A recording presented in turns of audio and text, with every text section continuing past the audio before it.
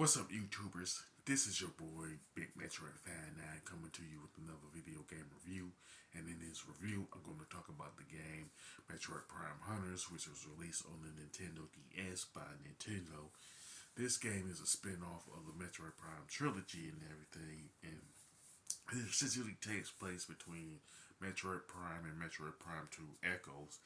And the plot of the game is that Samus receives and investigates a telepathic message from the limbic clusters, and pretty much the message contained in it talked about an ultimate power in that particular location. And while she was pretty much investigating this message, she essentially runs into six of the bounty hunters who received this same message, and they're going after it. You know what I'm saying? This ultimate power, but it didn't leave any clues of what it was talking about initially. Now, Metroid Prime Hunters is non-linear like the other previous Metroid titles and such. You know what I'm saying? But essentially, you essentially travel to other planets and space station, and this is something that was pretty much implemented within Metroid Prime 3 Corruptions, but with that you mostly travel to other planets and stuff like that. And pretty much you would travel to three space stations and two planets throughout the course of the game. You know what I'm saying? Now, pretty much the bosses and bounty hunters within Metroid Prime Hunters are pretty much exclusive to this particular game because they haven't been in any other Metroid game like since Metroid Prime Hunters was released and everything. Now the power beam and the missiles, along with the charge beam, are the only weapons that I'm aware of that's not new to Metroid Prime Hunters and everything.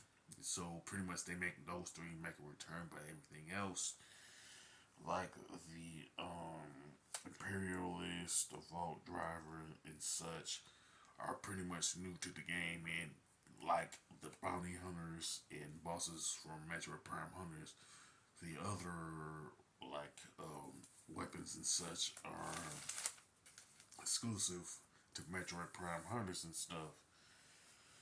And all of them have their own advantages and what to do for far as fighting bosses are concerned and stuff like that. And pretty much the Metroid Prime Hunters also have a multiplayer to it, where Samus and the other bounty hunters are essentially playable within the multiplayer and stuff. Like Weevil, I don't think that's how it's pronounced. Spire, Silix, and the other bounty hunters and stuff. Now, essentially, the game modes are pretty much like variations of other game modes found in other games like Halo, Call of Duty, and stuff like that. So, like, it's kind of like the battle is essentially like a death match. The other ones, like survival, is essentially the last hunter standing, last man standing type of game.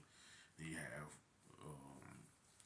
bounty, which is capture the flag. Defender is king of the hill, and Prime Hunter is essentially somewhat similar to Halo 2's Juggernaut if you played that particular game. So keep that in mind when I mention this. And capture is pretty much a capture of the flag variant, and node is a defender a variant and stuff like that.